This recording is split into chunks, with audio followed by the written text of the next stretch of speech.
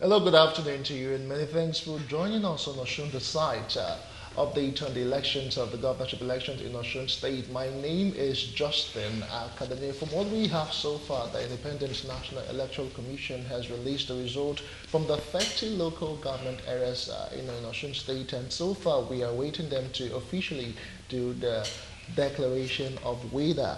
We have guests in the studios here in Lagos, and together we'll be talking about the elections, the outcomes, and of course, the aftermath, what's next. But before I come to introduce my guest, let me join my colleague Stephanie Ojadi as she brings us up to speed with the election result. Off to you, Stephanie. Very warm welcome to you. To be elected as governor of a state in Nigeria, one must fulfill the following requirements. He must be a citizen of Nigeria by birth. He must have attained the age of 35 years. He must be a member of a political party, and that political party must have sponsored him. And he must also be educated to at least the school certificate level or its equivalent. How the election is done. The electoral body in Nigeria, the Independent National Electoral Commission, INEC, fixes the date for election to the office of a governor of a state. Usually the election of a new governor takes place while the incumbent is still in office and should be held on a date not before 150 days and not later than 120 days before the term of the sitting governor expires. In other words, the determining factor for when elections for a new governor is scheduled is the date of expiration of the term of the sitting governor. Now, for one to be declared winner, he must also have obtained at least 1/4 of the votes cast at the election in each of at least 2/3 of all the local government areas in the state. Today we have our focus on the results of the Osun State elections, and we're focusing on the three parties who the results have said contested keenly: the PDP, the APC, and the SDP. As we all know, the election happened yesterday, collation of results happened, and going into the election, we had 48 political parties. And we had said earlier that it was going to be keenly contested against 5 parties. But as the results have come in, 3 major political parties have seemed to be the ones in the forefront. We have the SDP, the PDP, and the APC. The candidate of the SDP is none other than Omishere, and in PDP, we have Adeleke, and of course, in the APC, we have Isiaka Oyetola. Moving on from that, in the elections yesterday, there were allegations of vote buying in the state. Apparently, the police had alleged that they caught some people sharing money at various polling booths. We're yet to confirm those allegations yet, and we'll let you know as we go on. Now, Ondo State has 30 local government areas. We'll start with Borikpe here, because that happens to be the sitting home, the local government of the PDP candidate. He's from Iragbiji, Borikpe local government. Now, the PDP scored 6,892 votes in Borikpe, and the SDP had 2,730 votes, while the APC had 11,655 votes. Wow. The APC actually won that for themselves because the political candidate is also from Borikpe local government. Moving from that, we're going to check out Osogbo local government. Now, Osogbo seems to be the place with the highest population for votes in Osun State, and the SDP was able to poll 10,188 votes. The PDP was able to vote 14,499 votes, and the APC was able to poll 23,379 votes. That's quite a number, seeing as the APC won that local government. And we move down to Ede, which is the home of the PDP candidate, Adeleke. Now, the SDP was able to poll 855 votes. The APC polled 4,512 votes, and the PDP polled 16,693 votes. As I said earlier, the hometown of the PDP candidate is Ede local government. Moving from there, we'll look at Ife North, which happens to be the local government of one of the SDP candidates, Omishere. SDP was able to poll 5,158 votes in Ife North. The PDP was able to poll 5,486 votes, and the APC was able to poll 6,527 votes from Ife North local government. The APC also won that part of Osun State. Moving from there, we'll take a look at Iwo. In Iwo, the APC polled 7,654 votes, PDP polled 6,122 votes, SDP polled 4,153 votes. If you're counting, it seems like the APC has been winning some of the local governments, but we still have a lot to go to. In Irewale local government, the PDP was able to poll 13,848 votes. The SDP polled 1,142 votes, and the APC polled 10,049 votes. The PDP seemed to have won Irewale local government. We'll move again all to somewhere in Ifedayo local government, where the APC polled 3,182 votes, PDP polled 3,374 votes, SDP polled 1,377 votes, and of course, the PDP had Ifedayo local government. We'll also look at Ife East and Ife South and Ife Central. These are where the population of all the voters in Osun State are. In Ife East, we have the APC polling 8,925 votes, PDP polling 6,608 votes, and of course, SDP polling 17,643 votes. We earlier told you that the candidate from the SDP, Omishore, is from Ife local government, and he was able to poll that in Ife East. In Ife Central, second highest population for the Osun voting population, the PDP was able to poll 3,200 votes.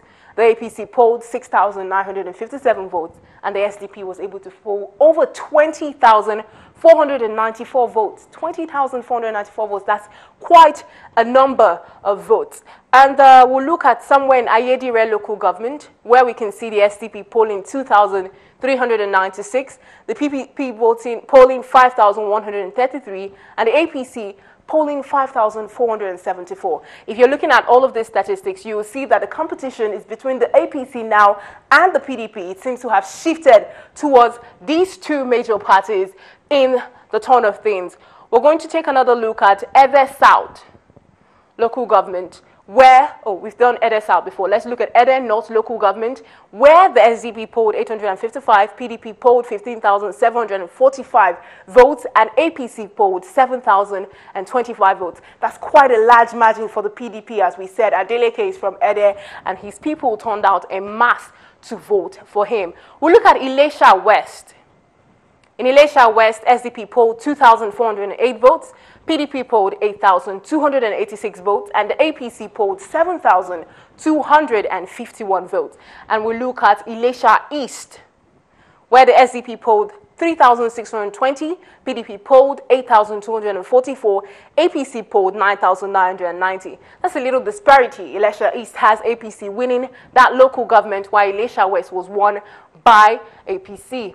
And then we move to Oriade local government, where the PDP polled the highest with 10,109 votes, the SDP polled with 2,265 votes, and the APC polled with 9,778 votes. We're yet to get the total figures for some of the other local governments, but we'll definitely give you the statistics as soon as we get them.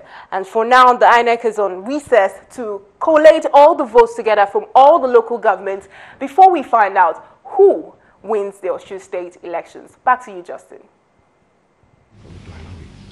Many thanks to you, Stephanie Ojedi, for bringing us up to speed on the election result released so far. We have two gentlemen with us here in the studios, and we will be talking about the results released so far. Let's make welcome Achike Chude, an activist and public affairs analyst. Many thanks for joining us. It's a pleasure. It's a pleasure. Thank you.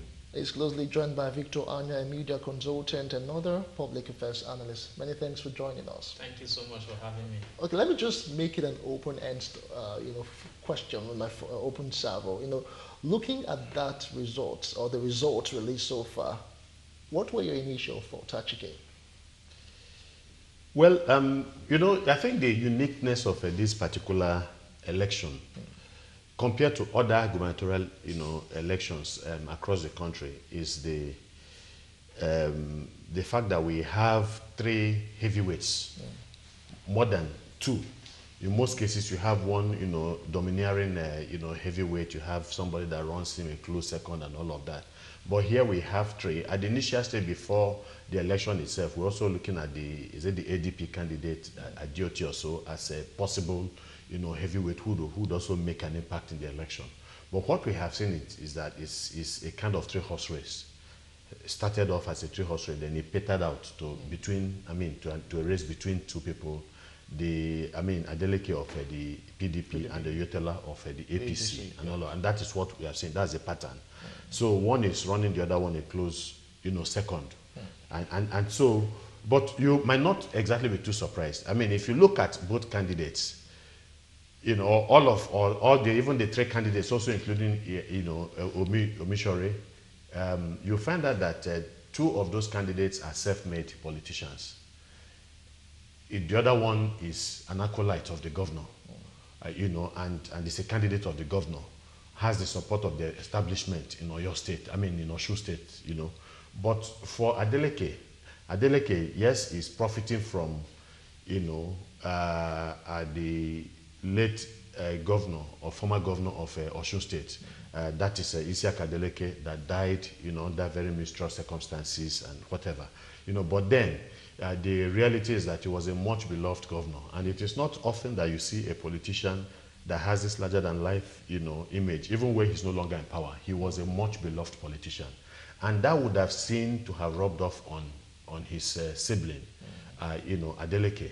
And he's also obviously profiting from that. Do not also forget that he's a senator in Osun State, having contested again with the APC and other parties for the Senate, for that seat, and then gone to the Senate after having, I mean, when he won it.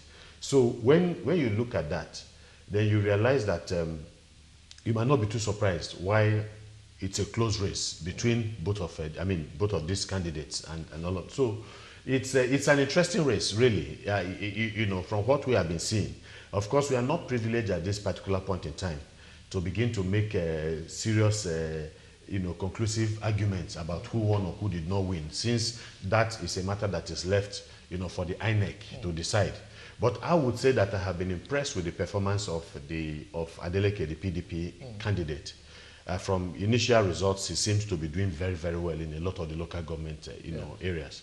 And then Oyetola has also done well. But I think it is clear that if care is not taken, we might be looking at a possible runoff if none of the candidates is able to meet the requirement. And I think Stephanie there was talking, you know, about the requirement, you know, for that. You have to win in a quarter of the popular votes in no less than 2/3 of all the local government, you know, councils in Osun State.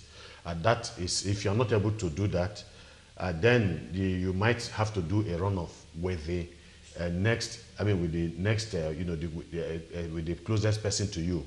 Also meeting with the same criteria, you know, of a quarter of all the popular votes with 2/3, you know, wins in 2/3 of the local government, you know, council area. So far it's an interesting, you know, result. But I have not been disappointed in the performance of the PDP candidate and the APC. I think they have done reasonably well. My only fear is that if we're seeing a very close contest, then there might be grounds for disputation of election results. If you know, something goes wrong somewhere, and it is at this stage that INEC must make sure that there is no needless controversy that will characterize this election, because so far so good. I think there is a general, you know, feeling of, you know, this good feeling people have about this election. Of course, the kind of controversy that attended the Ekiti State election is not exactly, you know, what we're seeing here. Not to say that there are no complaints, there are complaints, but the period leading to the election in Ekiti State was full of controversy, needless controversy. Yes, it was. All right, let me get to you now, Victor. Anya, Achike feels it's been a very interesting election. So what are your thoughts specifically? Yes, we thought it's a line of thought, because looking at the result that I've just trickled in, you find out that the results are very tight among the three candidates that contested, that are leading now. And for Adeleke family is a very strong political family, considering the fact that their father was a senator in 1979 when we returned to democracy after about 16 to 23 years of military rule, when military struck in 1966. Since that time till 1979, we didn't have democracy until we returned to democracy in that time. So their father emerged as a senator. And the children have kept on building on that political structure that their father left behind. And that was why in 1991, when we were transiting from the military regime of Babangida, the son you know, this brother of this Adeleke, you know, came on board again and he became a governor. He was an elected governor. It was the military intervention of Abacha that actually cut short his administration. If not, nobody can tell. Maybe he could have gone for second term. And with his mysterious death, just few years back, the brother, you know, who was in APC, when he felt some change in that party, he broke away from the party, and his followers followed him to the PDP, and he won on a lifeline to become a senator. And today, that love is still there. It's still radiating, because when I saw his video clip when he was campaigning, you know, which people have tagged as a dancing political governorship aspirant, I was so much in love with him, because it is not just frowning face that makes somebody to be a good leader. Because some people, makes you good. yes, you know, it helps your head when you are humorous, when you are happy, when you are laughing. It helps your head. You can look how heady it's looking. It's looking so heady. We have had people who were so serious.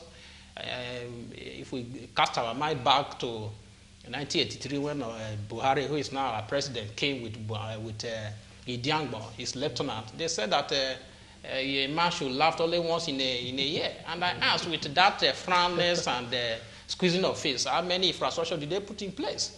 Because I'm saying this because of what Shomole said, that governance is a serious business, which I know, but it's not the frowning of face that is governance.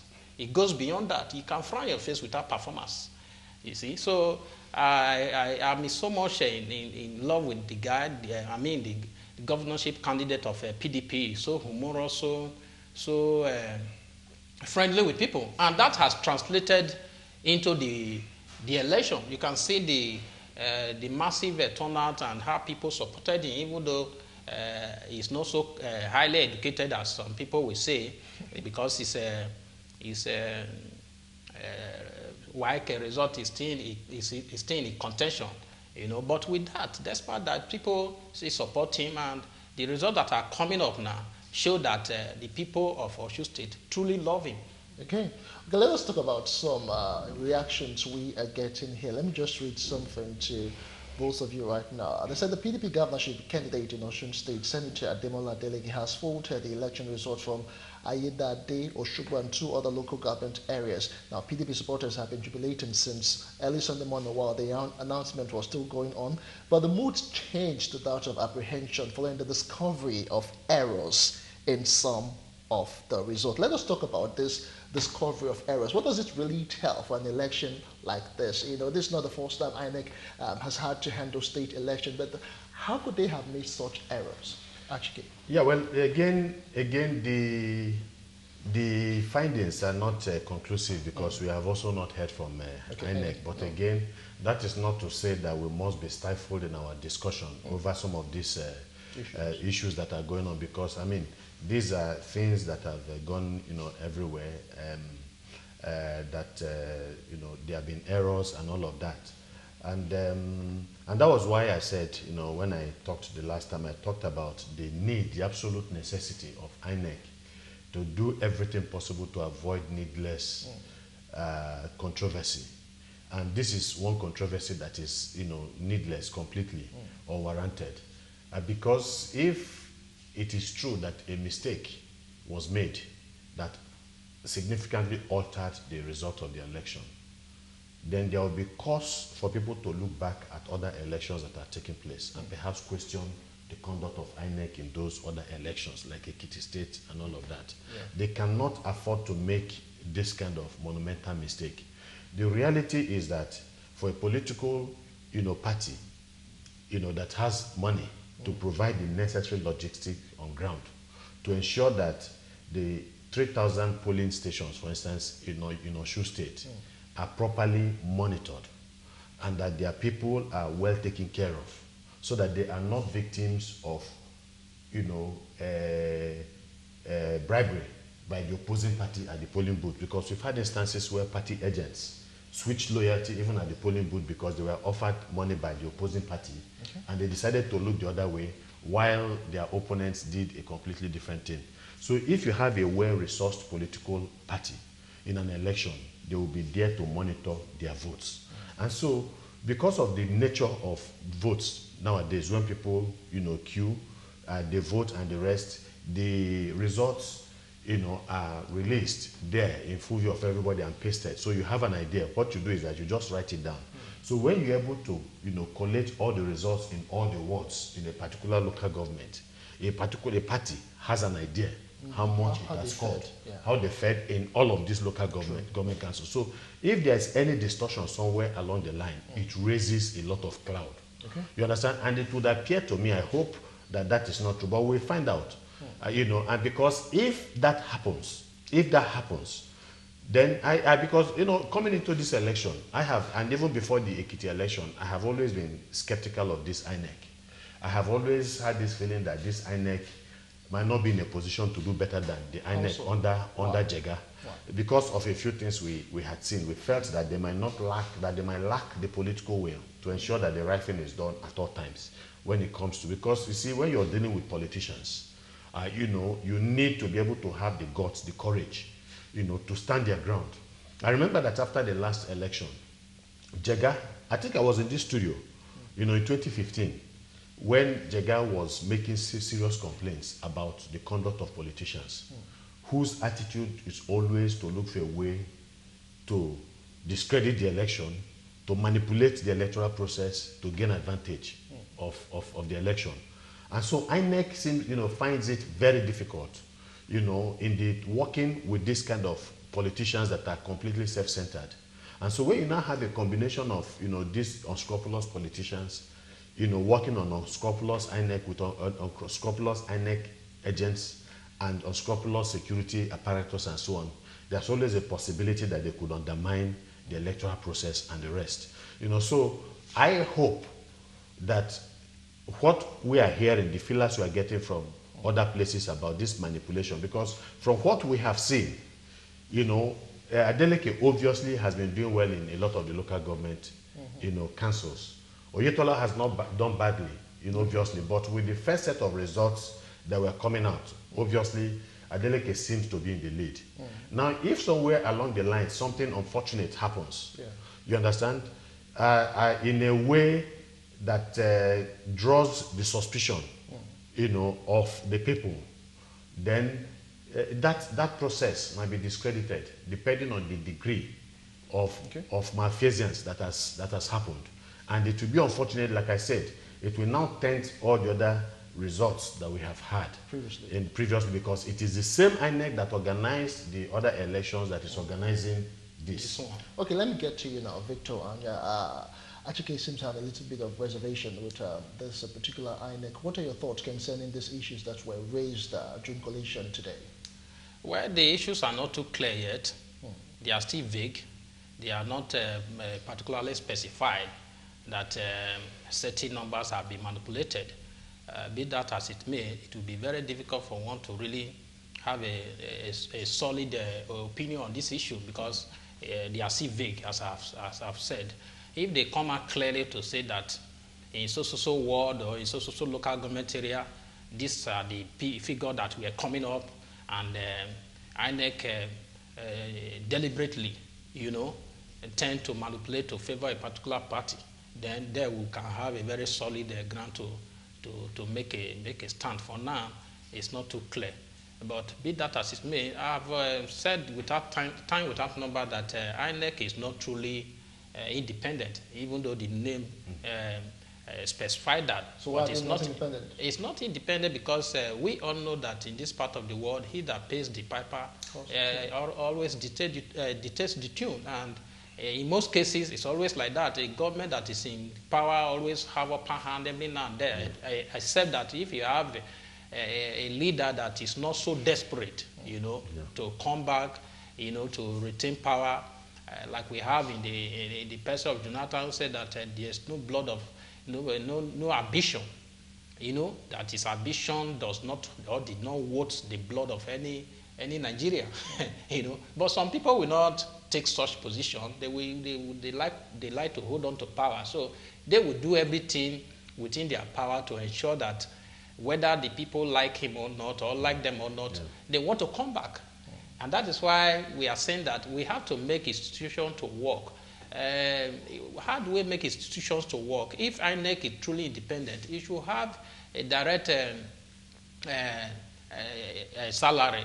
It's a subvention should come directly from the government, and the appointment too is very vital, because where you appoint somebody, you can dictate to that person.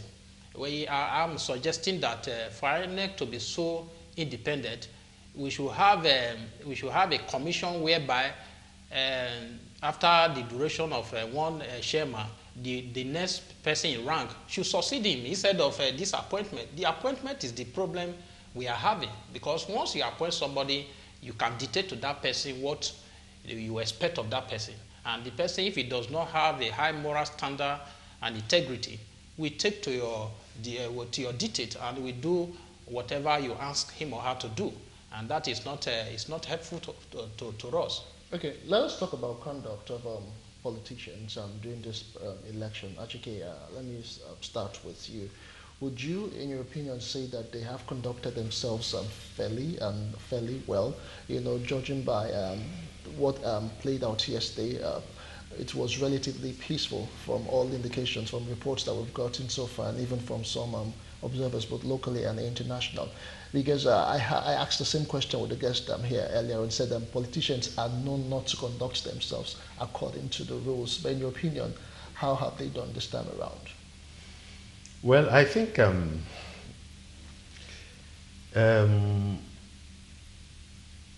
you have to look at the overall, political situation in the country. You have to look at governance and the structure of governance. You have to look at, our democracy, and the maturity of our democracy.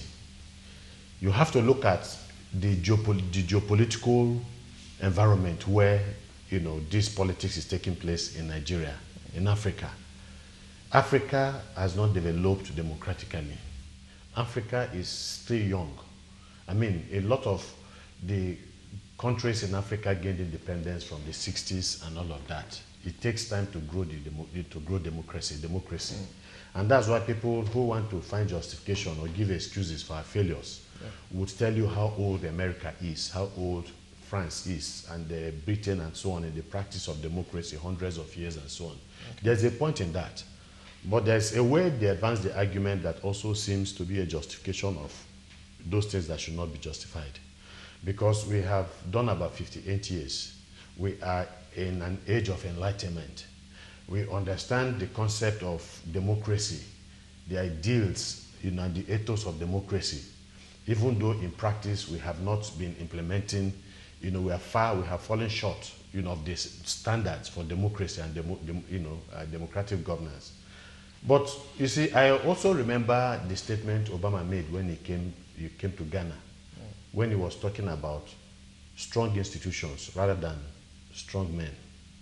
What we have in Africa are strong men, not strong institutions. So, for instance, when he talks about the non-independence of INEC, I agree that INEC is not independent. Forget the name. You find out how independent INEC is in the structure of INEC as an organization or an institution of state.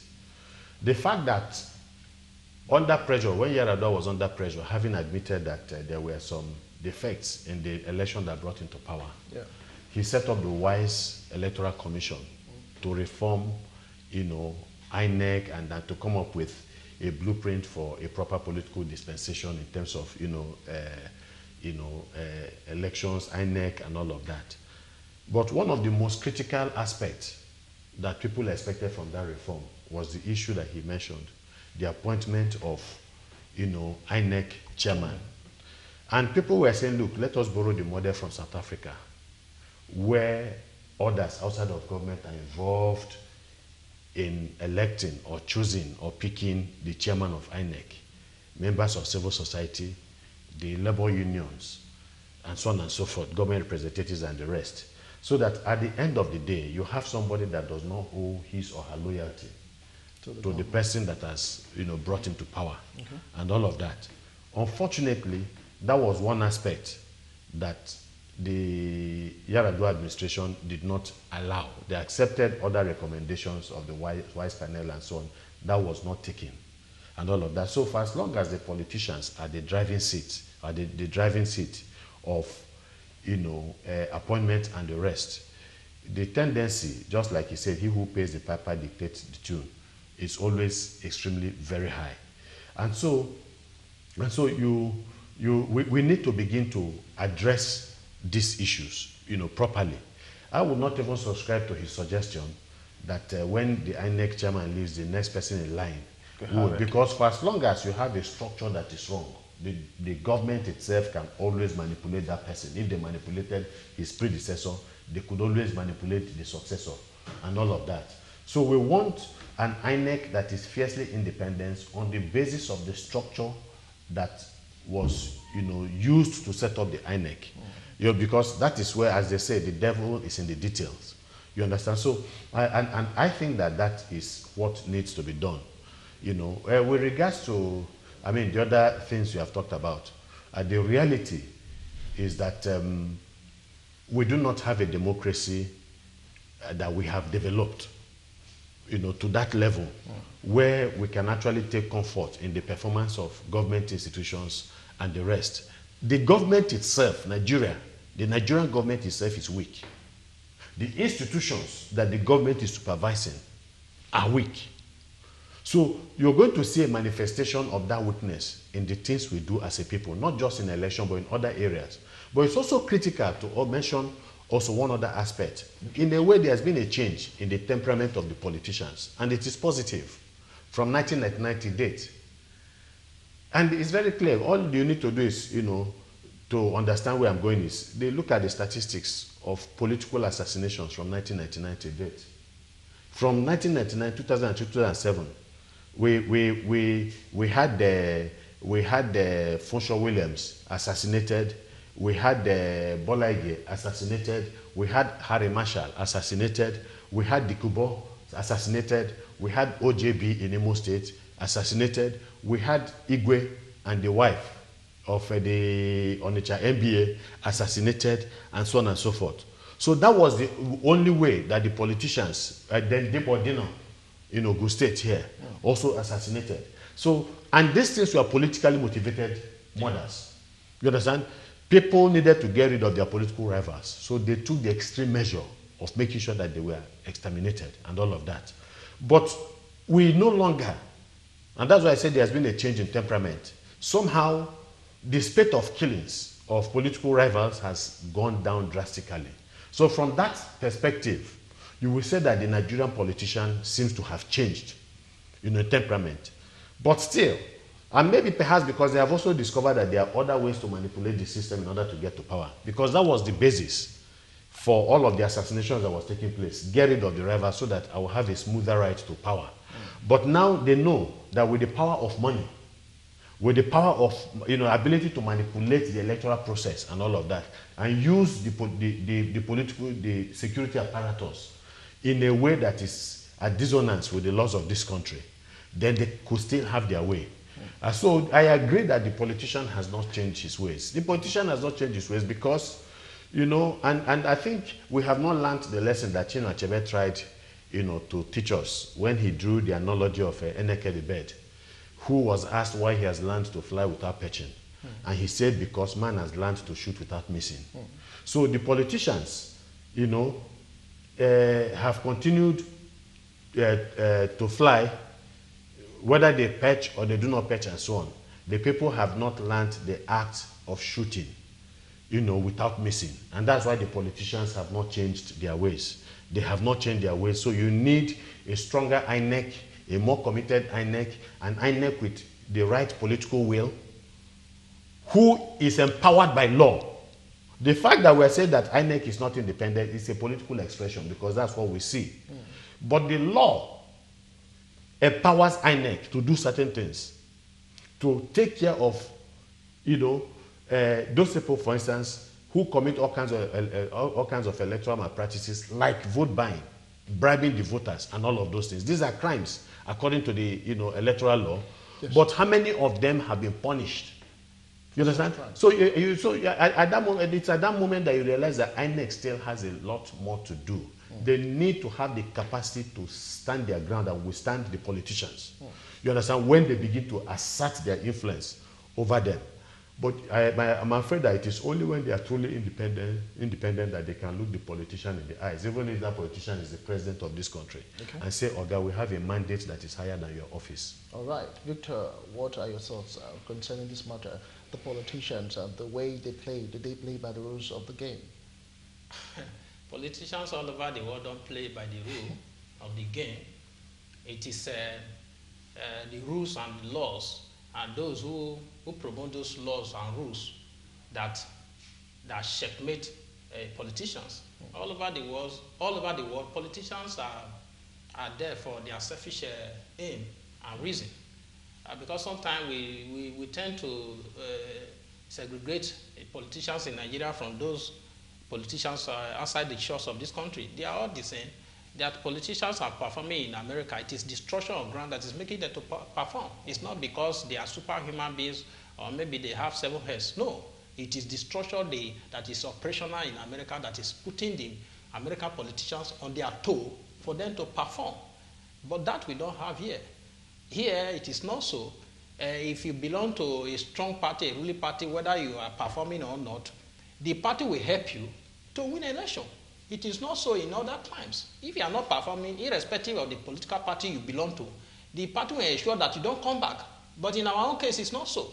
They will ensure that you come back so that they can continue to make the treasury. That is why they are struggling to ensure that their own candidates come back, whether the person has performed or not. So it is the structure we are running that is the problem. This unified and unitary system is the problem. Once that system is in place, then politicians will not care whether they are performing or not. I take us back to 1954 when the regions were created, from that 1954 to 1966 when the ministry struck. Why did they perform at that time? They were winning elections from their community, from their constituency. But today, you can win the election from Abuja. Whether you have performed or not, you can win an election from Abuja. We have seen instances where people were in prison and they are declared the winner of election, even though they did not even go out to campaign. On what basis were those people elected? That is the question we must answer ourselves. Because as a politician, you should be able to convince the members of your constituency that these are the things I'm going to give to you by the time I win the election. But somebody was in prison. He did not come out to canvass for vote. He did not even appeal to the people, but he won election. Today, as we are in this studio, Dariye is in prison. He has bought form. He has bought form. In the first place, was he even qualified to buy form? Somebody who is in prison, say buy form, and the party itself allow him to pay for it. On that one basis, why should that happen? Somebody is serving a jail term in the prison, and a party that claimed to be fighting corruption actually accepted money from him. So, what does that tell you? That's to tell you that you can do and undo in Nigeria. It is not about the people. But if we have true federalism where you have to win election from your local government, I won election from his local government area. Bola Ige, all the people at that time, they all won election from their constituency. But today it's not so. All you need to do today to win election is to belong to a strong party, a ruling party. Then the structure we put in place for you to win election. In that situation, how can you be accountable to the people? You cannot be accountable to the people. All right, let's talk about the people here, which you have mentioned, the electorate, the residents of Osun State.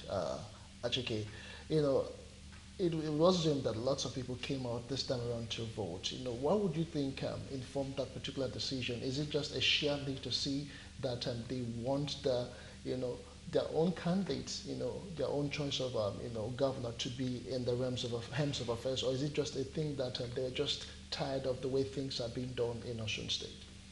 I would say that the politicians did their bit in terms of voter awareness. Because it is not really the duty of INEC to get the voting public to come to the polling stations and so on. They will set the process in motion, try to encourage through other channels, create some level of awareness, especially the National Orientation Agency. It becomes their duty and their responsibilities, to make the people aware of what is going on in the political process and all of that, and hopefully to reawaken the consciousness of the people, with regards to election and the roles they need to play and all of that. But beyond that, the primary duty, one of the responsibilities or functions of political parties, is to ensure that voters are educated on what goes on in government. For instance, the party in power has a duty always to be in touch with the people, to give the people an idea of what they are doing, you understand, and the challenges that they are facing. Ultimately, because in a democracy where, where people power matters, where the vote, one man, one vote matters, you realize that it's important that they sell their programs and sell themselves at all times to their people, because the people will determine what is going to happen to them much later. So the same thing is what we are seeing. The opposition itself is their duty, their responsibility to also awaken the consciousness of the people on the failings of the government in power, because the duty of the responsibility of every political party is to attain political power. You understand? Okay. So when you have these two forces, they are diametrically opposed to each other. One wanting to preserve the existing legacy or the existing infrastructure of state, and the other one wanting to pull down that infrastructure and to replace it with an alternative political infrastructure. Then the people become, the basis for their mobilization. You understand? So they mobilize the people, and so if people have been able to turn up, it is because the politicians have been able to whip them into frenzy, or have been able to, make them aware of what is at stake, either for the opposition or for the government and all of that. So I think majorly, that commendation has to go to the political parties, that they have been able to do that. The more you're able to bring people that are sympathetic to you out, the likelihood of, the more likely that you're going to win. And that is what we're seeing, for instance, in America. The Republicans, in terms of the midterm elections, are said to be in trouble because there's a greater motivation by Democrats to make sure that they can bring in Democratic lawmakers in the Congress, into Congress. So, and then the duty of the Republican Party is to make sure that they can also whip their people into, with the same kind of frenzy, to get them to come out to counter whatever pull or effect that those supporters of the Democrats would have. So that is the issue. Once you know that you have people that are sympathetic to you and all of that, then you have a duty, you have a responsibility to create the right level of awareness to bring them out to the polls. Because it is your ability to bring the greater number of people that are sympathetic to your cause that will determine whether you will lose an election or win an election, provided that other variables are on ground. Okay. Because it's not just about getting the people. You need resources. You need so many other things. You need to be visible and all of that. These are the things that happen in the political terrain. So, that is just one aspect. Okay, I'll get to you so you can react to this. Yes. Okay. But just hold on. I think I'm getting some feelers that people are monitoring and a lot of people are actually making comments. They want to ask, don't you to repeat or to confirm which particular politician bought from the prison and how possible it was for him to have been accepted. They are not aware of the Theodoji became, won the governorship election in Abia State from prison. From prison. Even Omishore did the same thing. Yeah. And as we speak, Dare is in the prison. Okay. He just bought the senatorial form for the APC. Yeah, it was amazing because the man came out from prison, the Theodoji, and then went to government house. That is it. Okay, let's not steer completely away from this. Yes, why we saw so much motivation and mobilization for this election is because of the number of people that actually contested for this election. We have 48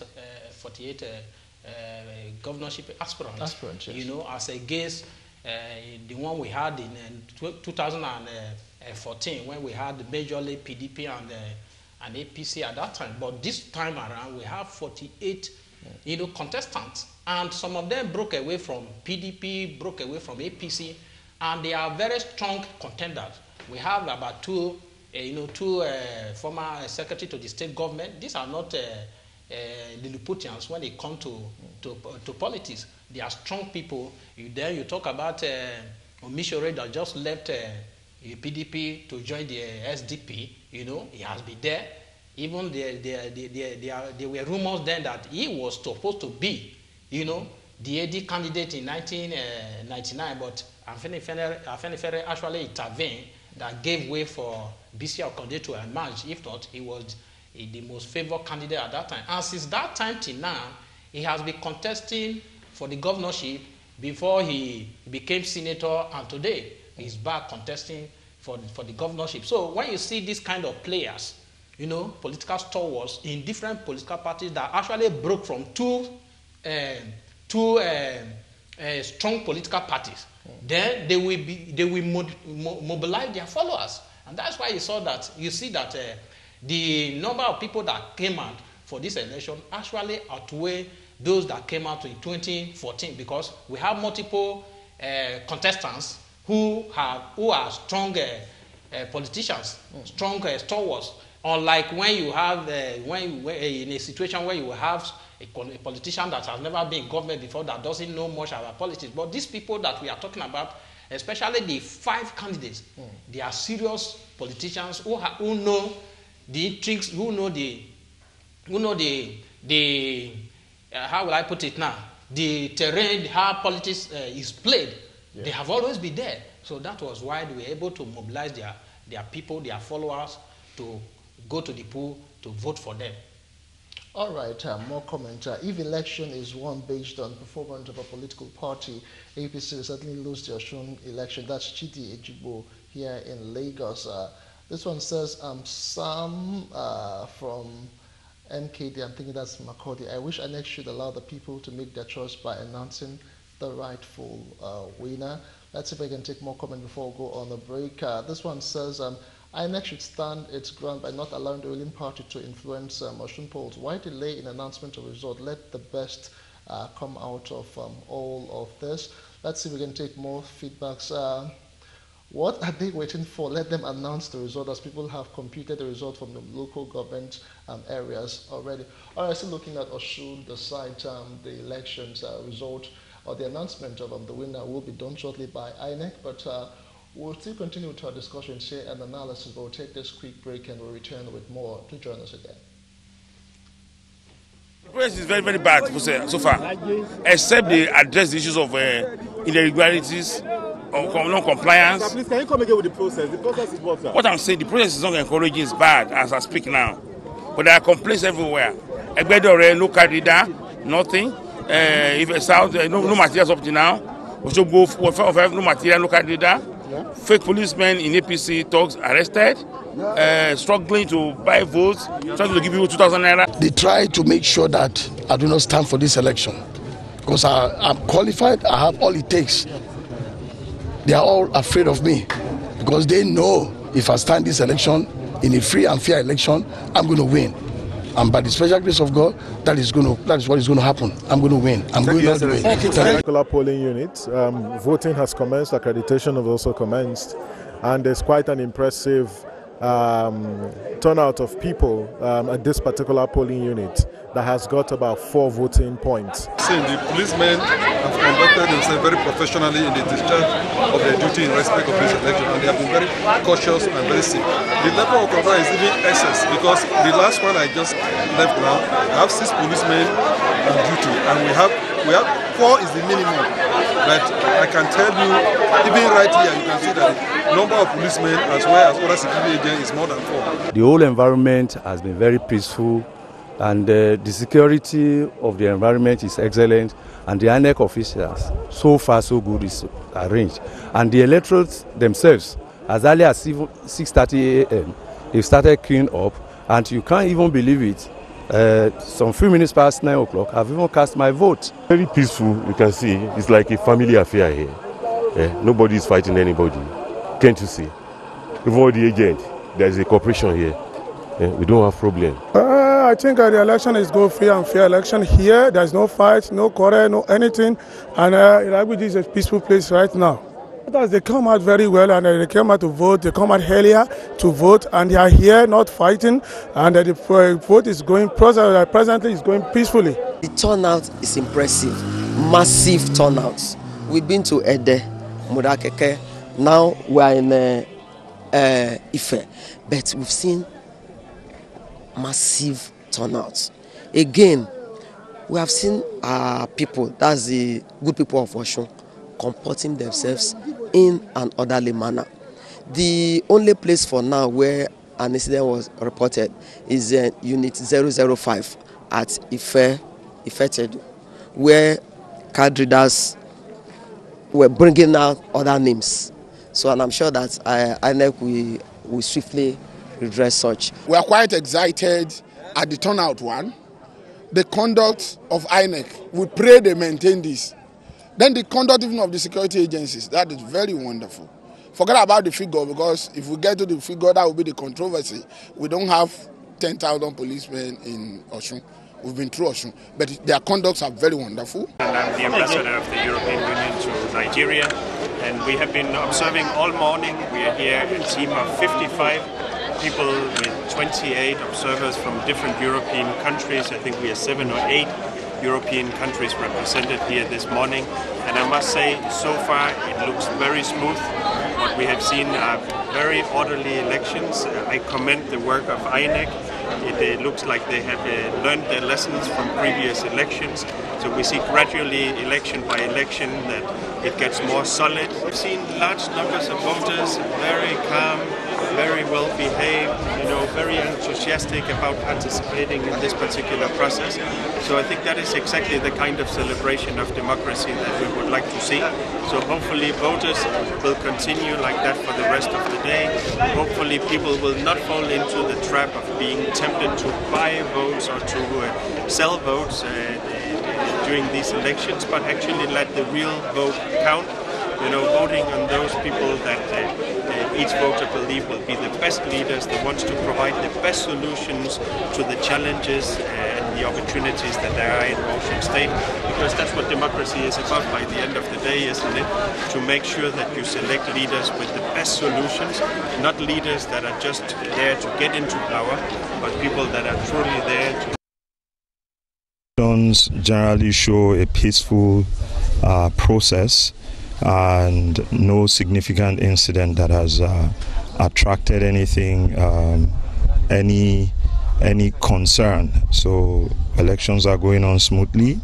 In fact, this is a polling unit where I see people actually sitting calmly under a canopy. Peaceful and accredited. I can give them pass mark. They are trying. They have enough security for us to protect our people, not to harm anybody, not to disrupt us, not threaten.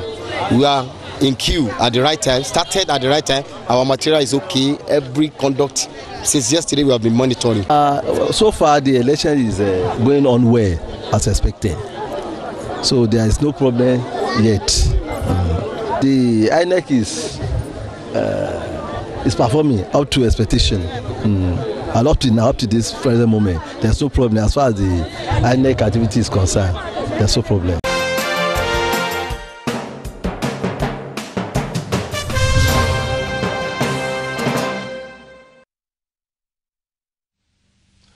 Welcome back. It's still OSUNDECIDES 2018. I've got more feedbacks. Let's see if we can take some of them. Good afternoon to you, gentlemen. My take on this Osun election is INEC should not tamper with any vote. They should be free and fair. Let's see if we can read more feedbacks on the show this afternoon. Although most of the messages are centered on the delay. Okay, this one says, I want to implore the man of the right seem to okay. I just try and paraphrase what you wrote. I really can't get it. I want to implore both the government and INEC to announce the result of Osun election and ensure the electoral process is not manipulated. From Osman in Ibadan, that's from Oyo State. This happens to be the best review I've seen so far as regards to elections in Nigeria. The level of corruption in the past government, the seat in the present government, and the fact that these selfish politicians still have support from the masses is enough to show Nigerians don't know what they want. Do you agree with that? No, look, it's not as if the issue is what's the alternative? Where's the alternative? We don't have alternative to these people. Look, people have come to the conclusion that there's really no difference between the PDP and the APC. Okay. And people also tell, even not just the PDP, the APC, because in the mix you have the SDP, and the ADC and the rest. And if you look at the antecedents, you find out that they are all from the same stable. And so they will not tell that there's no difference between 6 and half a dozen and all of that. So the reality is that in Nigeria, we found ourselves in a situation where you either have to change, you either have to choose Satan or you choose Lucifer, the devil. Yeah, of course you said they're the same. Yeah. But that is the situation we have found ourselves in. So if you say, okay, I'm going to go for the PDP, for instance, in this sense. Yes. You understand? And then, or I'll go for and people will ask you, what's the difference? And you have just said it. Satan and the devil are the same. So what's the difference? So the people that present themselves for votes for elections are the people that we have to contend with. People must vote in every election, whether we like the people that are coming out, to be voted for or not. Because they are the ones with the resources. Okay. They are the ones with the means. They are the ones who have climbed the political ladder, sometimes using the treasury of the Nigerian state of the people to get to power. You understand? And then to make themselves visible. While the other person who is in his house maybe is much more conscientious, is much more patriotic, you understand? He has a better vision for this country and all of that, does not have the means, does not have the wherewithals to be able to sell himself to the people, to make himself visible to the people.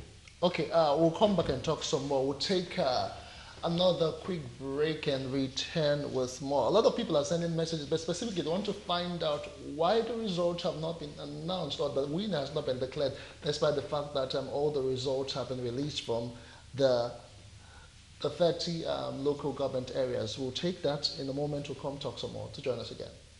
I'm the ambassador of the European Union to Nigeria, and we have been observing all morning. We are here a team of 55 people with 28 observers from different European countries. I think we are 7 or 8 European countries represented here this morning.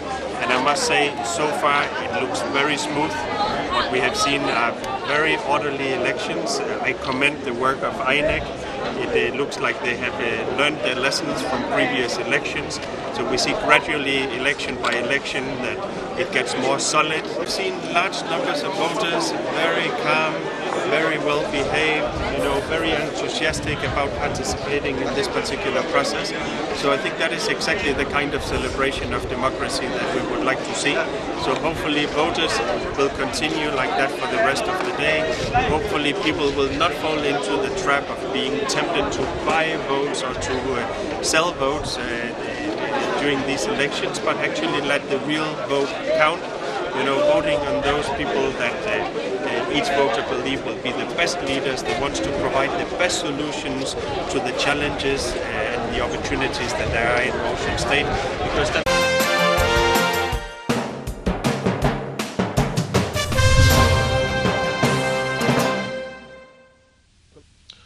welcome back. It's still Osun Decides 2018. Just to remind you, you can be a part of this conversation. Join our panel from your homes by just sending us an SMS if you have a thing or two to talk about this election. You can also interact with us on our social media platforms. All right, Victor, let me come to you, but I'll just draw my question from what this our viewer is saying right now. He says, let them release the result. It is obvious that INEC has skeletons in its cupboard. That's Sonny. What's your opinion? The result of 30 local governments have been released. Some people just say just a matter of doing the numbers. And how come over and now nothing has been said? Well, we cannot blame INEC for now. After the release of results from the 30 local government areas, you have to compute them too. You have to accumulate them. It's not that just as they are released in fragment, you release them like that. You have to compute them. You have to add them together. And after the addition of those figures, they have to harmonize their thoughts, whatever things that might have cropped up within the during the election. They have to harmonize them And the issue of manipulation, as we have heard, maybe they are talking about that one too. They have to agree first so that when they want to announce the result, it will be a smooth one. Not that they will just release result and they still have some discrepancies and differences still hanging on. No, they don't release the result that way. So they have to agree first so that by the time they release the result, even as we are talking now, we are watching some of the segment of the electoral process on television.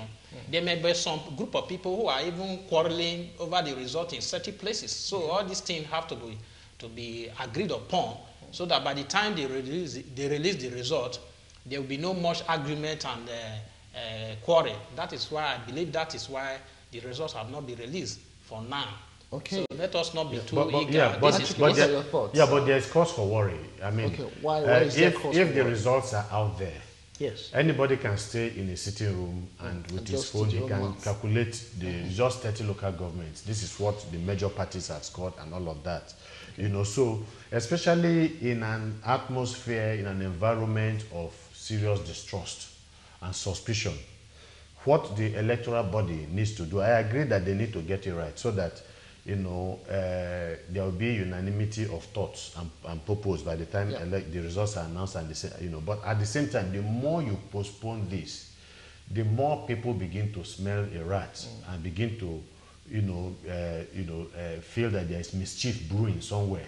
So they have to do as quickly as possible because there's no other basis. They have a duty to release the results as soon as the results come in and they are properly collated. The next thing is to announce the results and all of that. So they should ensure that they do this as quickly as possible to allay fears and suspicion, and concerns. Okay, INEC should not be allowed to rig the election on the table. They should also be asked to add that 1,000 votes to the consent party where it was removed at Ayedade, a local government, according to the claim that he was ordered to do so. Okay, a lot of people are still reacting to this, but we'll go to Osun's very soon to get an update of what's happening. But let me just take more comment. When INEC actually wants to demonstrate the irregularities, they try to delay the results to enable them declare it inconclusive. May it be announced Nwacho is sending that one. INEC must fear God for them to... Okay. This one says, my name is Ndubisi from Igodo. Daria is a convict as of today and not qualified to contest by the constitution of this country. That goes to show that this government is full of corrupt people and encourages corruption. All right, just keep on sending your messages and we'll take them. How can the issue of powerful and influential but corrupt political godfathers be tackled in this country, Nigeria, actually? Godfathers? Yes, he said powerful and influential. Okay, let me just state verbatim what he said. How can the issue of powerful and influential but corrupt political godfathers be tackled in this country? I think when you begin to tackle the problem, really tackle the problem of corruption, you will naturally tackle the problem of godfathers and all of that. Because, it is clear. The fact, again, let us, say that you have political heavyweights, influential, political actors in every country, even in advanced democracies of the world. And so we have people that you need to consult with, people that you need, whose input you will need if you have, a political ambition and the rest. Sometimes people will direct you to them because they are the ones that have seen it all. They are the ones that understand the rudiments and the dynamics, of the politics of particular geopolitical terrains and all of that. So we have them. But it's just the peculiarity of everything we do in a less democratic dispensation.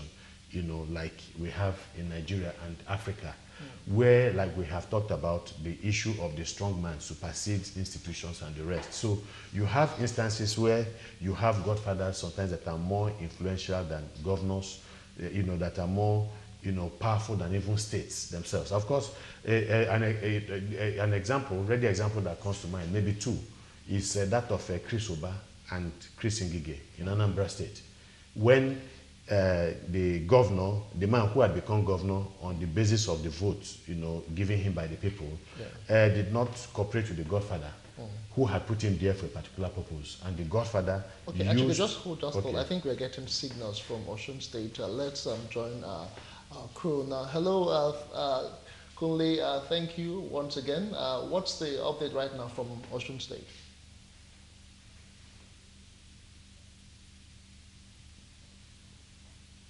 All right, I think we'll take a quick break and we'll come back and see if we can reconnect with Osun in a moment. Still stay with us.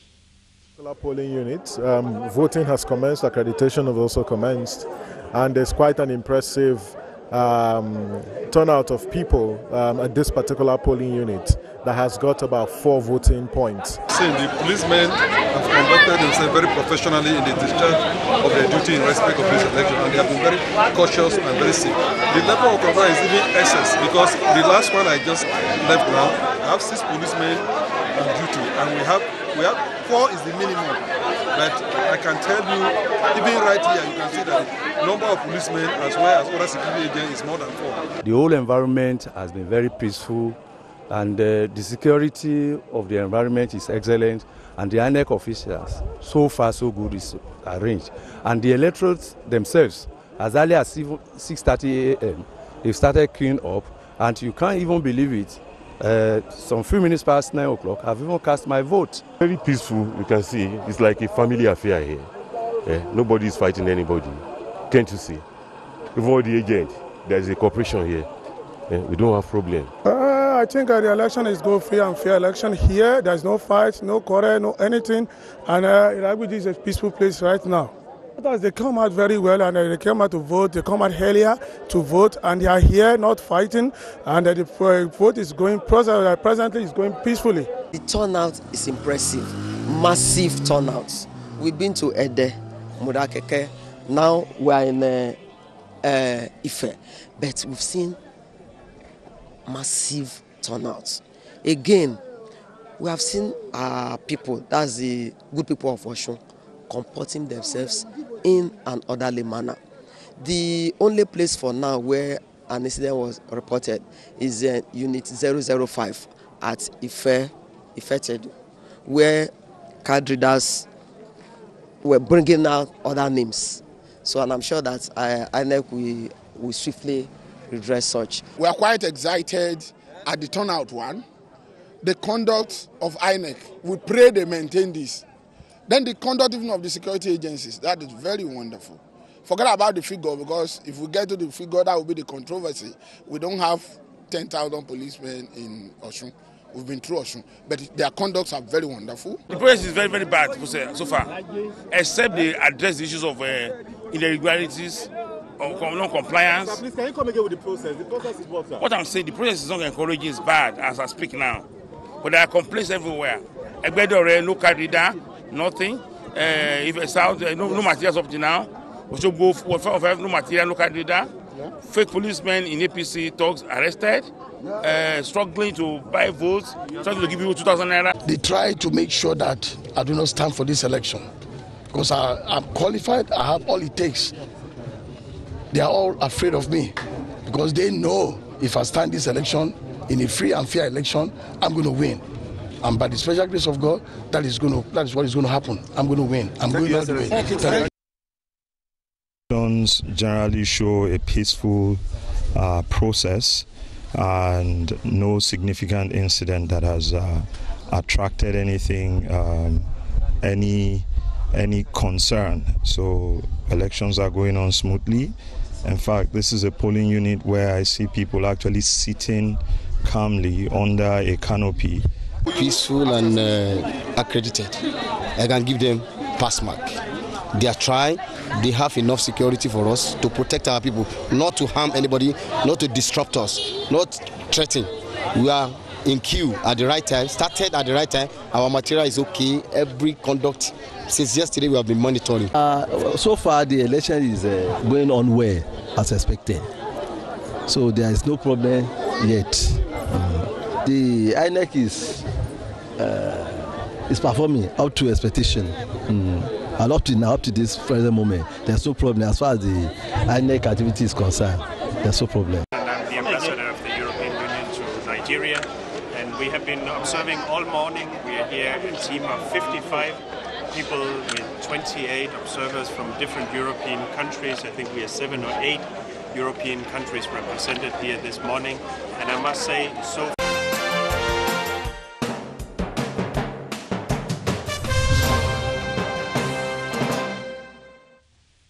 welcome back. It's still OSUNDECIDES 2018. We are going straight to Osun State, Osogbo to be precise, where our correspondent on the field will bring us up to speed as regards what's going on right now at the Collation Center. Good afternoon to you, Kunle. What's happening right now in Osogbo?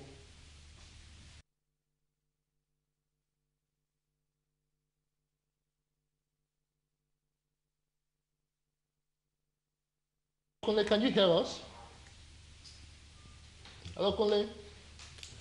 All right, let's take more feedback. So we'll try and reconnect with Kunle in Osun State. BBC Pidgin, don't do maths, finish. Put result out for the people, but INEC are looking for a way to make 1 + 1 10, like we are trying to convert 2 into base 2 number, hashtag OSUNDECIDES. All right, keep the messages coming and we'll try and take them as we go on. The numbers are displayed on the screen. You can also interact with us on social media. Okay, this one says APC should learn a lesson from this election that party says primary is not the end. Okay, let's see if we can connect with Osun. Kunle, thanks for joining us again. So what's happening right now in Osun State?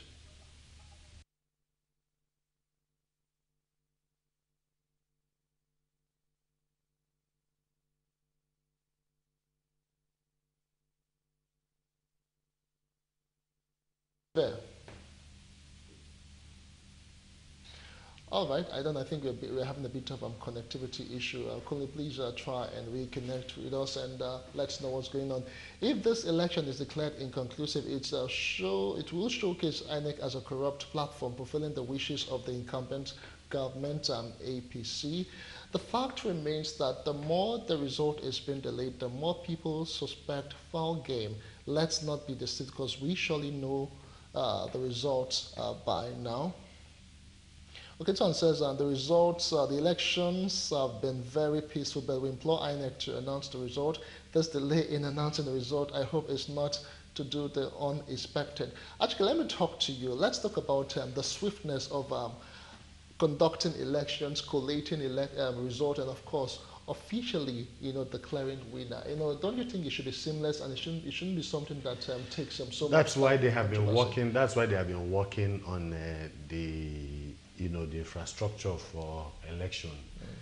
They have told us that we are going to have seamless broadcasting of election results from, maybe the collating center at the local government, council to the one to the state, where you have the state collation centers and all of that. So, it should be, right now, it should be seamless. Yeah. And just like we said, I mean, by now, all the collations should have been done from the polling units to the wards, then to the local government. Yes.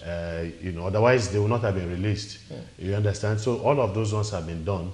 And then what one would have expected is that once you send them in at that stage, what is even more problematic is having to collect from the polling booths, because you could have as many as maybe 50 polling, about as many as maybe 5, 10, polling stations in a ward. You have so many wards in a local government area and the rest. So what is now going to go to the center, in this case, Osogbo, are the results from 30 local government councils. All right. So 30 results. It's not as difficult as collating for a local government council. Okay, I thought we were getting signals from Osun, but I think we did lose the signals. And you can see that people are becoming worried. People, because they are creating unnecessary tension. Okay. The more distance delay, the voting ended a very long time ago, and they have not talked so much about very, very difficult terrains that you would have in places like Delta State, River State, and all of that, where Bayelsa, where you have to, go by boat, by sea, and all of those to get to certain nooks and crannies and the rest. I do not think Osun, has, all those very difficult terrains that you say, look, we need to wait for a day, one full day, until results from this particular place, comes in and all of that before we now have, tally final result and all of that. So it's causing a lot of unease. And from your the messages you have been getting, people's thoughts are now being geared towards the possibility of mischief, somewhere along the line, and that is coming as a result of a delay. But just like Aya said, we don't know exactly what is holding INEC. Perhaps there are very valid reasons why that has not happened, but whatever it is that is an obstacle, they must try to overcome these obstacles and send these results as quickly as possible. All right, let's take more comment before we bring Victor Aya's submission. The only TV station trying live coverage is Galaxy. What's happening with other big TV stations? Hashtag Osun the site. All right. Well, that makes Galaxy unique. It's simple. I mean, if they are doing Okay, what of the INEC officer that saw the result and confessed that the Oga of that order? Okay. Please try and put your thoughts together so we can understand what it is you're saying. But if I could paraphrase, he was asking what about the officer that saw a particular result and confessed that it was his boss that asked him to do so. Okay. That is strange. For any Oga in an election to say or give order that election results should be turned, that is unpermitted. It's not acceptable. Such an officer should be arrested if truly we want to avert a crisis, because with such a event that happened can ignite a crisis, because if those who feel that they are at the verge of winning the election and that the election result that pertain to their party is turned, it can cause, unfathomable crisis in the process. But I was thinking that when you asked Ashike the other time how we are going to be able to dislodge Godfatherism. We went on break. I thought we would finish. Yes, I thought we would continue because it's a very vital aspect of our democracy. The structure we run is what is permitting it. The kind of structure, the unity system we are running. I keep mentioning unity system. People don't know why I'm doing so. It is the system you run that create whatever abnormality you are experiencing in an organization, in a state, in a country. The kind of system we are running is what is promoting it. Like a US that we always profess to be emulating, they don't have that kind of a practice there where one man will just bring millions, billions from nowhere. Just simply because the person has been in government, then he will just donate billions. He had no factory of his own. He has never worked somewhere where you can say that it's an entrepreneur that has made so much money through his effort. We just bring money and nobody asks questions. It is the system that is breeding godfatherism. And until we dismantle that system, we'll continue to have this abnormality with us. In America, we have godfathers, but it is not in this level. It is a godfather of advice, not of monetary aspect, donating billions to a political party, thereby hijacking destruction of the party. It is not so over there. Our own is different. Once you have the money, there is no system to check you how you got the money. That is why we are seeing what is happening. And that is why politicians don't perform. It is not even an issue of buy vote. Because people are quick to blame the masses. That if you sell your vote, then you are selling your future. Who told you that? We have seen countries like Libya. Libya was led by a military man. He never bought vote from the masses. But Gaddafi built Libya. We have in America, if you check the history of America, massive development that have taken place in America were put in place by military men, military head of state. Why is our own different? It is because we don't have the structure to check our leaders. Anything goes here. Once you make money, nobody asks you question. Look at the ESCC that is built to fight corruption. Why has ESCC not even asked question past leader, past head of state, why must he be only governor, minister? Are they telling us that that president, past president, military head of state are all saints and angels? Are they telling us that? Should it be only governors? Should it be only ministers? Should it be only commissioners and aides that should be tried by an anti-corruption body? Okay. It shouldn't be so. All right, actually, you'd make your submissions on that. You didn't quite wrap up, but let me just take more SMSs now. I only hope what happened in Edo and Ekiti will not repeat itself in Osun State. Innocent. Okay, this one says, we really appreciate your effort so far to make the election successful, and please, can you kindly reveal to us the winning party and stop putting us in suspense? But that's for INEC to answer, because INEC has not released that update that we can go ahead and announce some winners. You want us to be fined. All right, there is no need for panicking, as we can see from the Collation Center that all hands are on deck. Since we have all agreed that INEC had performed creditably well, we should be hopeful that whatever result is released will be acceptable to all. All right, please let President Buhari respect us. It's not a Joe Dye affairs. Let INEC declare this particular candidate winner. I will not mention names. Let the will of Osun people not be tampered with. How do you expect people to vote you when you can't even pay salaries? That's James from Benue State. My name is Elijah Energy from Cross River. Nigeria has already known that PDP has on. Why is INEC delaying to announce the result? This one says, if the order is from APC, who will arrest that officer?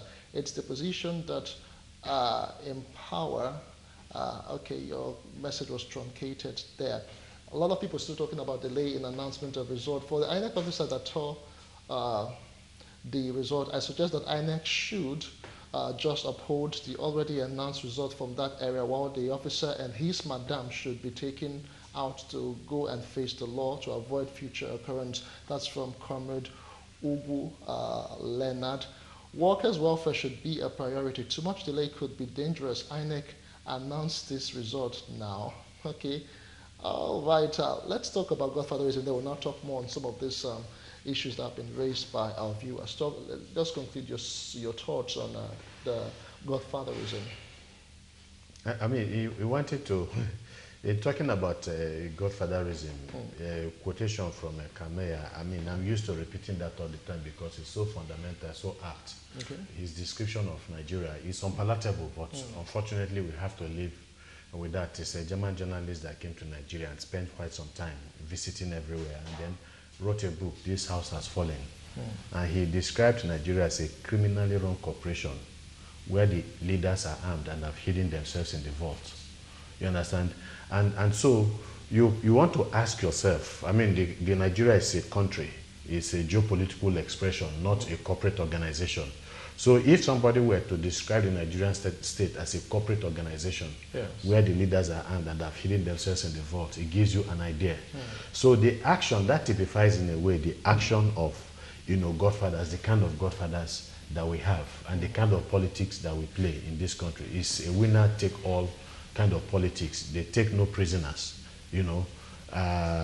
and so, for instance, I was talking about the fallout between Chris Ngige and Chris Oba, his godfather, who made all kinds of demands against him that were detrimental to the interests of the people of Anambra State. And when the governor showed some level of recalcitrance or intransigence, he organized using state institutions. That's why I was telling you that there are some people that are more powerful than even state institutions. You use state institutions, a serving AIG and policemen, and they gave, the order kind of quasi-legal backing, and they arrested the governor, kidnapped him, arrested him, and imprisoned him somewhere until they got a directive from the former, Vice President Atiku, and he was released. Already, it had caused a lot of consternation in the polity. But he said something. He said, look, that politics is a business investment, that he has invested money in the process. Is he not supposed to recoup his money? He said it openly. You understand? When you're talking about state funds, money belonging to the public. And the former strongman of Oyo politics, when he had problem with Adedibu, when he had problem with Ladoja, he also made the same statement. He said he's not entitled to 25% of the state security vote and all of that, So these are people, and that gives you an idea of the kind of politics they play that is allowed by the system in this country. And so you have a situation where in every state where a political party, and this is across all the political parties, where you have a particular party that is in control of that state, when they go for local government elections, it's usually the result is usually 95% to 100%, regardless of how badly the local government chairmen have performed. They always have a 100%, win in all of these results and the rest. And so, like I said, regardless of political parties, at the center we also see this kind of thing. These political parties need these godfathers, because these godfathers are the live wire of these parties. So they get in there, and that's why the governors, when they get in there, they also have a mission to build their parties. They dip their hands into the treasury. And the funny thing and the contradiction is the fact that when Buhari came in first as a military head of state, one of the things he did was to jail people, governors, who had used state resources, to finance their political parties, because it is totally unlawful. It is the money that belongs to the people. You do not have any right using that money to build up the political party, whatever political party it is. Yes. But today we see the same president who has benefited from the same, scenario where people have spent hundreds of billions of naira, for politics that has brought him some advantage. And it's the right thing. Nobody frowns at it and so on. So this is what we see all across board. So the system encourages the godfathers. But unfortunately, sometimes you have a situation where, for instance, we had in Kwara State, yes, when the governor, I think the naval,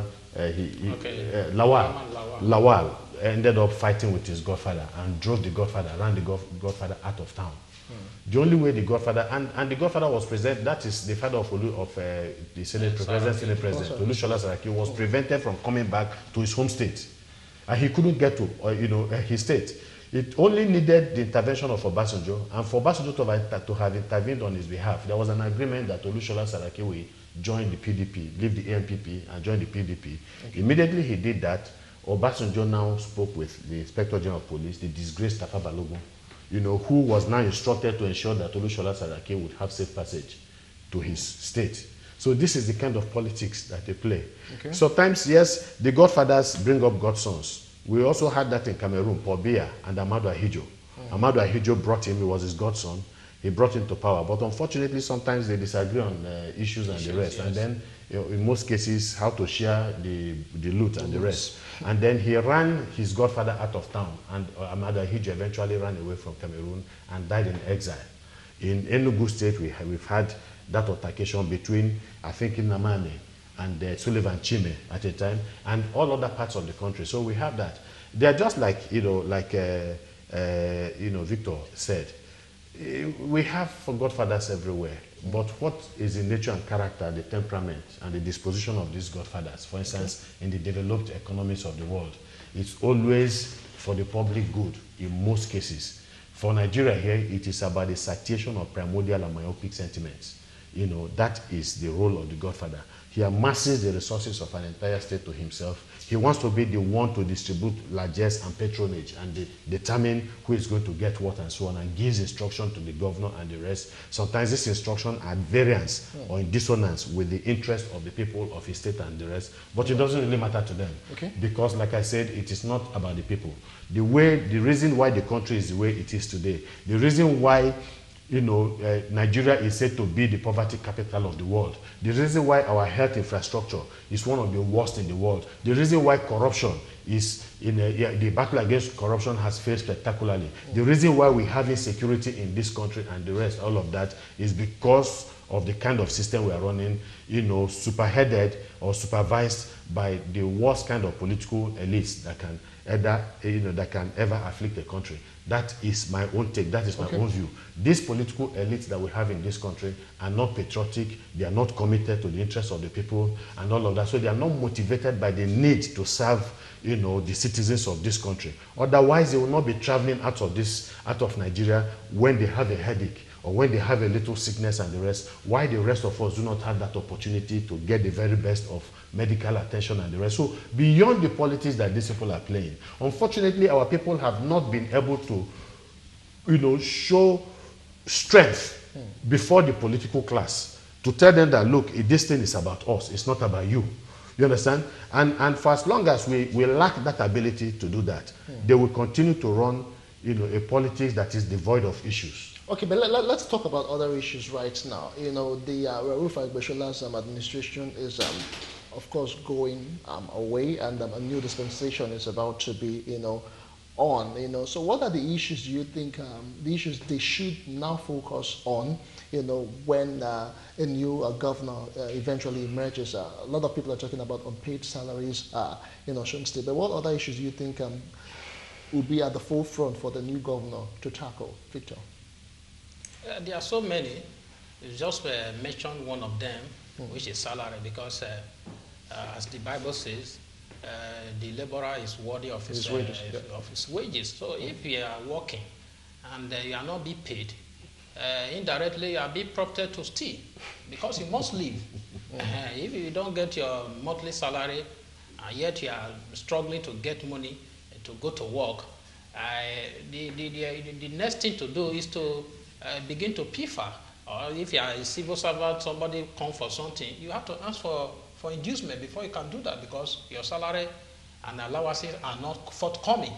When the salaries were paid before the election, I said that a very large chunk of that, of those salaries and allowances that have been paid to the people will go for debt servicing, because some of these workers have been owing their landlords, have been owing other people, because they have been buying things on credit, because they have to feed. They have been owing teachers for their children's school fees and all that. So at the end of the day, you find out that they will not even benefit from the salary that have just been paid to them. So I will encourage the incoming governor to ensure that the salaries and wages of workers should be uppermost, should be in the scale of preference of the state, should be on the upper stage, so that as soon as the month gets to an end, their salaries and wages are paid, so that the people can be able to take care of their homes. Then you talk about infrastructure. Sometimes when I hear our leaders saying that they have performed so well, it baffles me. If you have performed, they will mention head. You have performed so well, why are you visiting foreign hospitals? Local government chairmen, commissioners, ministers, senators, president, governors, they are all visiting foreign hospitals. Their children are in foreign schools, and yet they keep telling us that they are performing. They should come back. If you have performed so well, why are you visiting foreign hospitals? That is the question we must ask. So I will encourage the incoming governor to ensure that he builds, if it is just one functional hospital that can take care of his head, I'll be so pleased with that. Because in this country, the amount of money we are spending on foreign hospitals, if you accumulate it, is mind-blowing.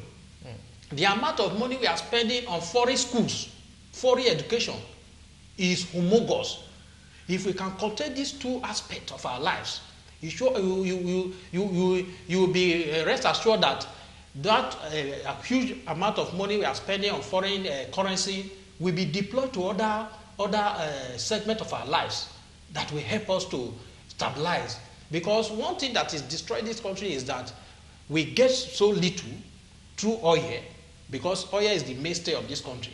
But we spend so much on foreign things, especially on health and education. Every day we are being bombarded by people who are calling for help. Please, I want to go to India, I want to go to Pakistan, I want to go to this place. I need 10 million.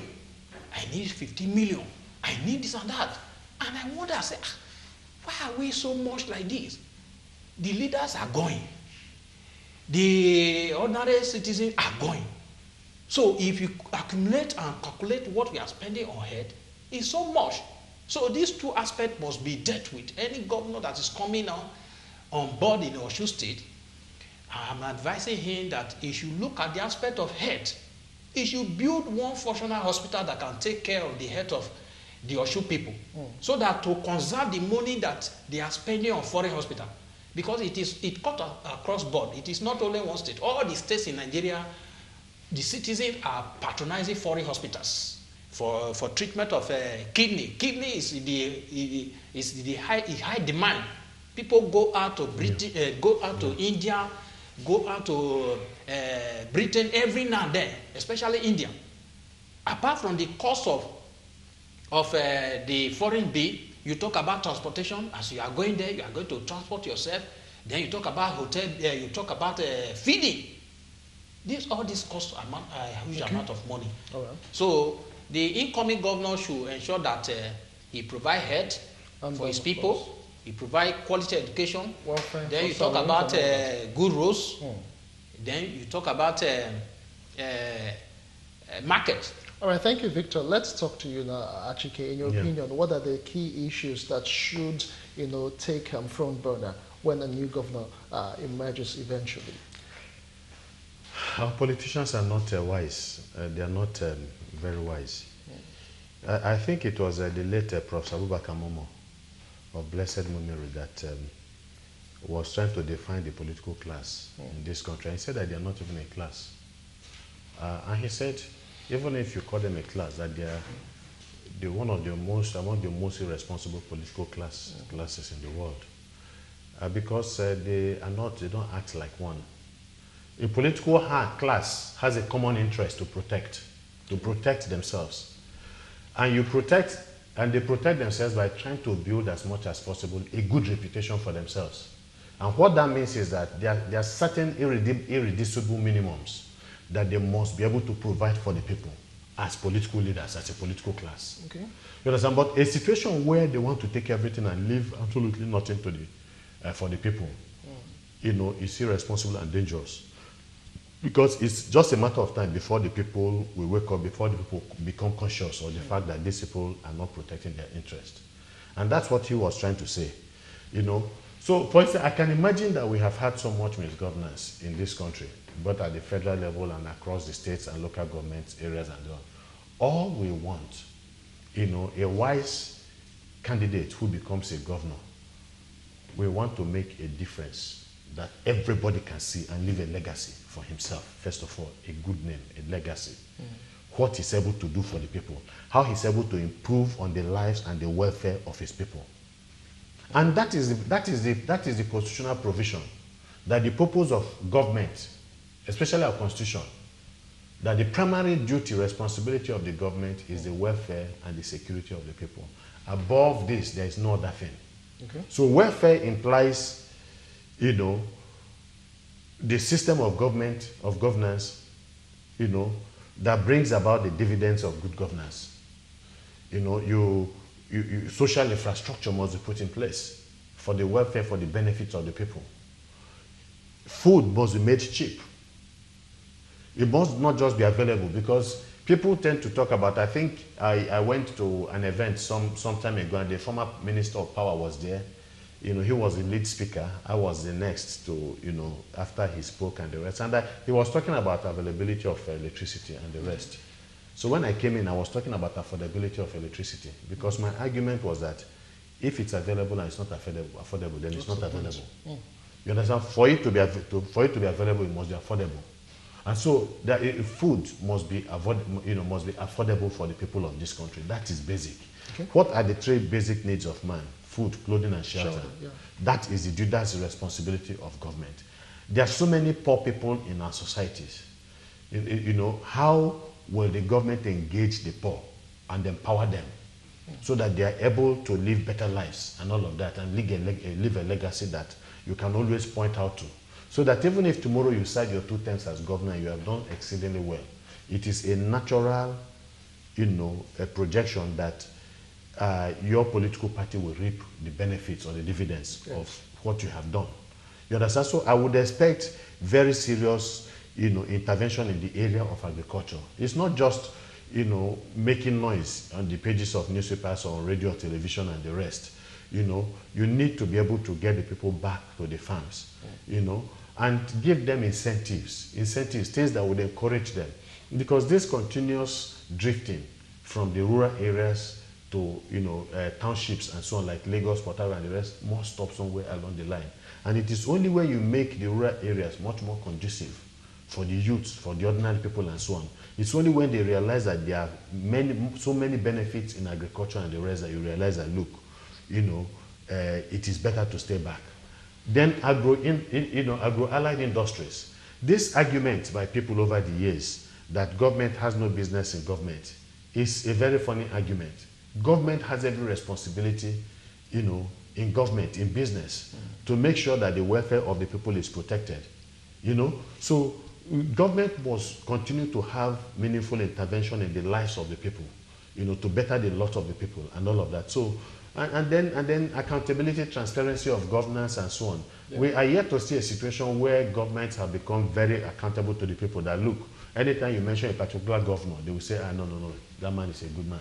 I doubt whether anybody can say that of any politician, any governor in this country. All right. From 1999 to date. Okay, this one says the federal government engaged in monetary inducement or vote buying in Osun State. Why distribute 10,000 naira interest-free loans just before the elections? This is from Simeon Kujobi. Gentlemen, reactions. Victor.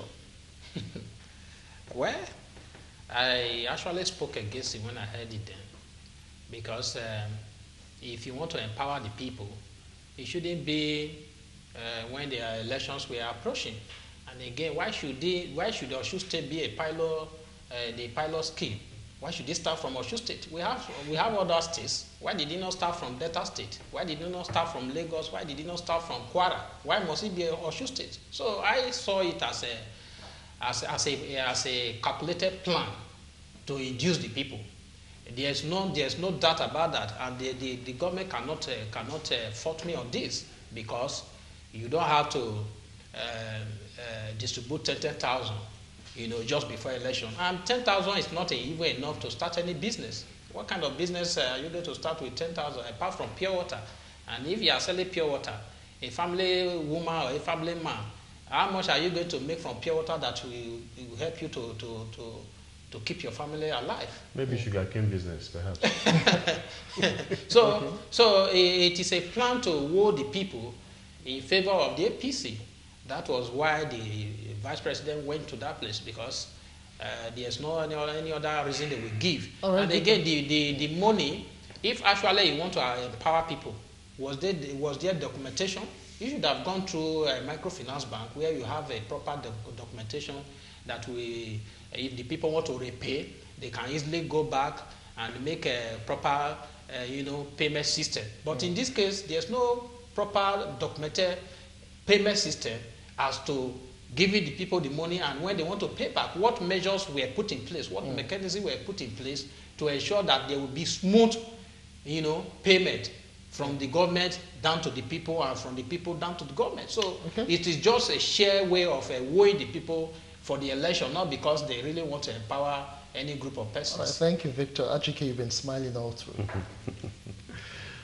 Well, the thing is that we love this country. Yes, we do. So much, and in spite of our travails, for me, this is one of the best countries you can think of. Forget our problems and the rest. The potentials for serious growth and serious revolutionary change for the better, is there.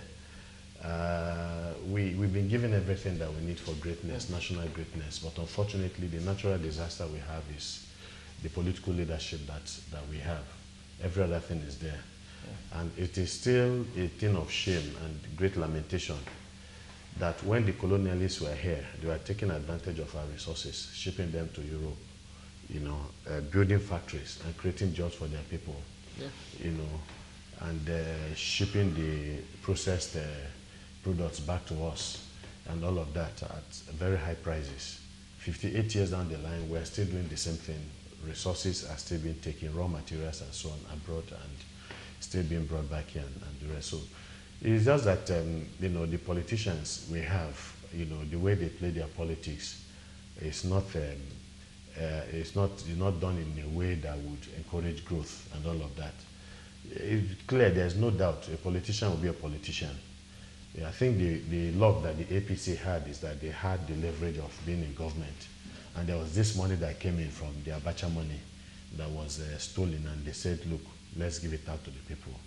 It was clear that it was an act of pure politics, you know, that they brought it to Osun State. But again, if it had been the PDP, they would most likely have done the same thing. Okay. You understand? So let's not just say, but we know that it is the politics of it. And the same thing, governors and states were also complaining that the Paris Club refund, about 16 billion, was given to Osun State a few days before the election itself. Why Osun State at the time? Because they wanted to put them in a position financially to be liquid enough to prosecute this election successfully, and the rest, and so on. So our politicians, that's what we've always been said, and we've always said, is that they are not motivated by altruistic reasons, by the need to work for their people, for the interests of the people. If they were, some of their outlandish decisions and the actions that they've been engaged in the past, you know, are things that under normal circumstances would not happen. You know, if they are working assiduously to protect the interest of the public good and all of that. You know, so it's unfortunate, but it's the way they play their game. I think what is unfortunate is that we, the people, have not been able to come up with the right kind of antidote, you know, to some of the mischief that comes, you know, out from the politicians, so that we can counter it. But we must get to that level where the people we have must, participate, you know, much more vigorously in the political process. All right, thank you, Achike. Let me take more SMSs before we take a quick break. The problem of this country is not really the godfatherism, marginalization, or tribalism, but weak or no regard to the law. So many average Nigerian, even the graduates, are ignorant of the law and its penalty. Until we make the law known to the people, starting from primary school, there will be no way out. Let the laws be effective regardless of who is involved. All right, keep on sending the messages. Keep on, you know, conversing with us as we talk about this. Good afternoon, Galaxy TV. Please, I can't wait for INEC to declare the results. Okay, just keep your waiting already. Well done, sirs. INEC, please announce the winner. We are tired of waiting. This is not the presidential election. Why take too long from or more with me? This one says, you can agree with me that APC and INEC, these are just allegations, are working hand in hand or hand in glove, but I can assure you that they are on their last mission that will break the Kano's back. As such, the only thing that can save them from impending doom is to declare a delicate winner. All right, it's still OSUNDECIDES 2018. We'll take a quick break and we'll come back, we'll come wrap our thoughts in a moment. Please join us again. I'm the ambassador of the European Union to Nigeria, and we have been observing all morning. We are here a team of 55 people with 28 observers from different European countries. I think we are 7 or 8 European countries represented here this morning. And I must say, so far it looks very smooth. What we have seen are very orderly elections. I commend the work of INEC. It looks like they have learned their lessons from previous elections. So we see gradually, election by election, that it gets more solid. We've seen large numbers of voters, very calm, very well behaved, you know, very enthusiastic about participating in this particular process. So I think that is exactly the kind of celebration of democracy that we would like to see. So hopefully voters will continue like that for the rest of the day. Hopefully people will not fall into the trap of being tempted to buy votes or to sell votes during these elections, but actually let the real vote count. You know, voting on those people that each voter believe will be the best leaders, the ones to provide the best solutions to the challenges and the opportunities that there are in Osun State, because that's what democracy is about by the end of the day, isn't it? To make sure that you select leaders with the best solutions, not leaders that are just there to get into power, but people that are truly there to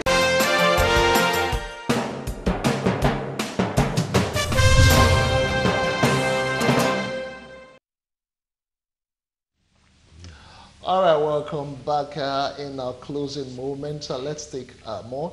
My name is Zacchaeus Badamosi. I'm so much elated with these two key points of the speakers. They just nailed it on the amount spent on foreign tourism, or foreign health tourism and education by every citizen, because as for education, foreign certificates carries more value in Nigeria and local hospital are death trap. This issue was raised sometimes by the National Assembly but refused to pass a bill on that matter. Let's see if I can take one or two more comments before I... the only thing that can save Nigerians from this mess is to demonetize politics. Otherwise, there is no way forward. Nigeria doesn't believe on continuity. I think all this godfather or godfatherism of a thing is some else. Okay, I don't understand what you're saying. Just try and write me back so I can take. Okay. Hi, the new governor should consider Lautech. That's an issue that's been on for like forever now. This the ownership tussle between Oyo and Osun State, and they were home for a very long time, the state and that is. Please, can you update me on the result of the Osun election? So far, the result of the 30 local government have been announced by the Independent National Electoral Commission, but INEC is yet to declare the winner of that particular election. We'll bring you the details as soon as it comes in. Voting closed, counting done, collation done, manipulation in progress. So again? Well, he said something like voting done. I think I'm trying to see that message again. I can't really find it. I was talking about voting done, collation done, manipulation. Okay, I think I found it. He said that voting closed, counting done, collation done, manipulation in progress. Why? That is really... Okay, gentlemen, we shouldn't go back to Osun State. I think we are getting signals. I just want to say many thanks for all of your thought and on the inputs that you brought in on the table on OSUNDECIDES. We do appreciate it. All right, my guests have been Achike Chude, an activist, public affairs analyst, and of course Victor Aya, a media consultant, and another public affairs. It's been a pleasure. Analyst. Thank you. Thank you so much, gentlemen. Thank you for having us. All right, we'll now go back to Osun State, and hopefully we'll just bring you live feeds from the Collation Center. Stay with us.